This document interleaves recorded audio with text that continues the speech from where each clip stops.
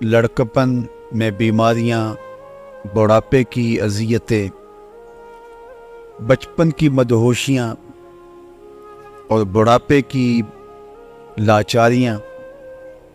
تو میرے ایک دوست نے مجھے ایک دن حساب نکال کے کہا کہ اگر سب چیزیں نکال کے زندگی کا اندازہ کریں تو 17-18 سال بچتی ہے۔ وہ آپ لیتے ہیں قربانی کا جانور تو وہ دکھنے میں 5 من کا ہوتا ہے، تو قصاب بولتا ہے کہ یہ ہے تو 5 من کا لیکن صافی گوشت 3 من ہوگا، کچھ انتڑیوں میں نکل جائے گا، کچھ کھال میں چلا جائے گا، کچھ سر اور پائے میں چلا جائے گا، تو جو صافی گوشت ہے وہ 3 من ہے، تو وہ دیکھنے میں 5 من کا ہے، لیکن جو صافی زندگی ہے وہ 17 سال، 18 سال، 20 سال لگا لیجیے، 25 سال لگا لیجیے۔ یہ ہے ٹوٹل زندگی جس کو ہم نے احتیاط سے گزارنا ہے۔ 15 سال تک تو بچہ نابالغ ہے، 14 سال تک، 13 سال نابالغ ہے، تو وہ اس عمر کا مواخذہ نہیں ہے۔ بڑھاپے کے اندر تو سخت گناہوں کی باقی نہیں رہتی ہے، تو اس وقت تو ہائے ہائے کر کے اور موت کا انتظار کرتے زندگی بسر ہوتی ہے۔ تو درمیان کے اندر کچھ سو کے وقت گزارا، کچھ بیماریوں میں گزارا، کچھ ٹینشن پریشانیوں میں گزارا، تو جو بچہ ہے وہ 10-12 سال وقت درمیان میں بچتا ہے زندگی کا۔ تو اسی کو اگر احتیاط سے گزار لیا تو ساری زندگی خوبصورت ہو گئی۔ یہی احتیاط سے گزارنے کا وقت ہے۔ 12 سال، 13 سال، چلو آپ 17، 18، 20 سال ہی لگا دیجیے۔ یہی ہے زندگی جو ہم نے ہوش و حواس میں گزارنی ہے اور جاگ کر کے، بیدار رہ کے ہم نے بسر کرنی۔ اس لیے حضرت داتا گنج بخش علی حجویری علیہ رحمہ کے مرشد شیخ ابو فضل القتلی علیہ رحمہ فرماتے الدنیا یوم ولنا فیہا صوم، دنیا ایک دن ہے اور ہم روزہ رکھ کے گزار رہے ہیں۔ تو گزر تو جائے گا دن اگر روزہ رکھ کے بھی گزارا ہو۔ ماہ صیام میں جب افطار کے لمحے آتے ہیں تو افطار کی مجلسیں بپا ہوتی ہے، تو جب دعوت دی جاتی ہے تو یہ تھوڑا دیکھا جاتا ہے کہ تحقیق کریں کس نے روزہ رکھا ہے، کس نے نہیں رکھا ہے، تو سب لوگوں کو دعوت پیش کر دی جاتی ہے۔ تو دسترخوان کے اوپر تو پھر سب آ کے بیٹھے ہوتے ہیں، تو اس وقت جنہوں نے روزہ نہیں رکھا ہوتا تو وہ سوچ رہے ہوتے ہیں کہ یار یہ میرے برابر میں جو صاحب بیٹھے ہیں یہ کمزور بھی ہیں، بوڑھے بھی ہیں، اور سارا دن مزدوری کرتے رہے ہیں، تو دن تو ان کا بھی گزر گیا، اور میں ٹھنڈے کمرے میں پڑا رہا، صحت مند بھی ہوں، تو دن تو میرا بھی گزر گیا۔ تو اگر میں نے بھی روزہ رکھ لیا ہوتا تو کیا اچھا ہوتا۔ اور افطار کے وقت جو سرور، جو فرحت، جو ایک کیفیت جو روزے دار کو مل رہی ہوتی ہے، وہ جس نے روزہ نہیں رکھا ہے اس کو نصیب نہیں ہو رہی ہوتی،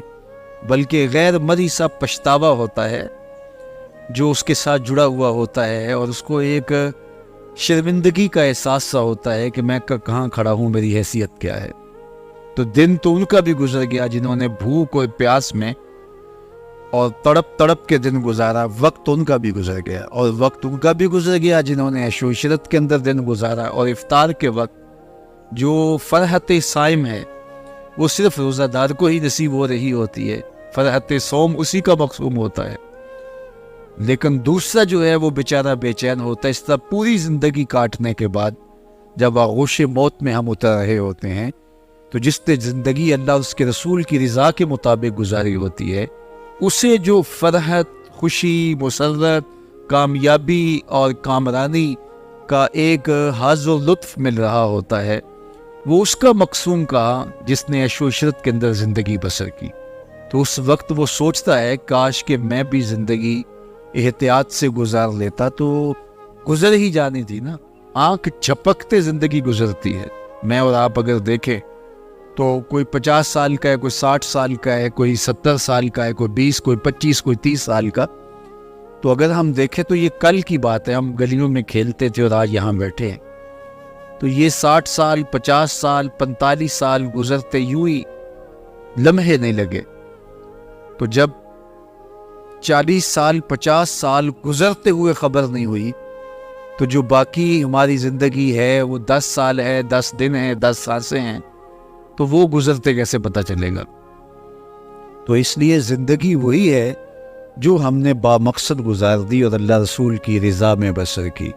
ورنہ تیزی کے ساتھ زندگی گزر رہی ہے اور ہم لمحہ بلمحہ موت کے قریب ہو رہے ہیں۔ وہ میر تقی میر نے کہا تھا کہ وہ ریشم و کم خواب میں سرمست ہیں تو کیا ہوا، رات اس کی بھی کٹ گئی جو کہ اور تھا، برہنہ بدن تھا، بدن پہ زخم تھے، سردیوں کا موسم تھا، لباس بھی تار تار تھا، اور اس کو کوئی سرد ریت کے اوپر ڈال گیا اور وہ ٹھٹھرتی ہوئی رات میں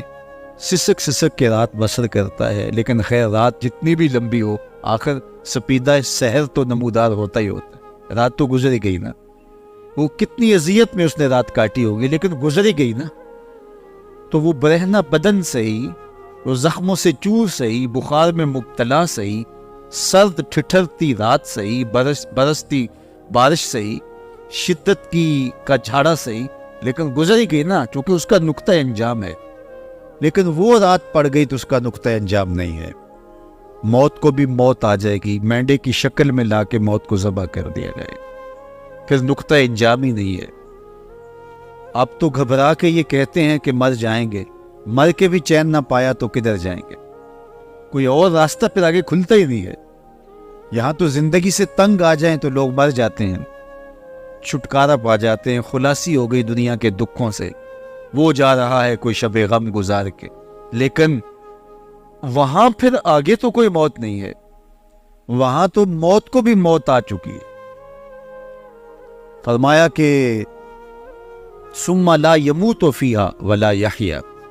پھر تم وہاں مرو گے نہیں، اور پھر کیا کہا، ولا یحییٰ، پھر جیو گے بھی نہیں۔ اگر زندگی پھنس گئی جہنم میں، اللہ کے قہر و غضب کا شکار ہو گئے، تو مرو گے اس لیے نہیں کہ موت نہیں ہوگی،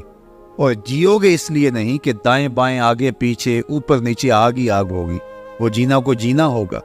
تو کہا نہ مرو گے نہ جیو گے، زندگی کتنی تلخ ہو جائے گی اگر تم نے اللہ کے حکموں کو چھوڑ کے اپنی خواہش کے مطابق زندگی گزاری۔ زندگی تو کٹ جاتی ہے، تخت و تاج پہ بھی گزرتی ہے، اور زندگی جو ہے وہ مشکل میں ڈال کر کے بھی فرائض کی ادائیگی، ٹھنڈے پانی سے وضو کر کے سردیوں میں اٹھ کے،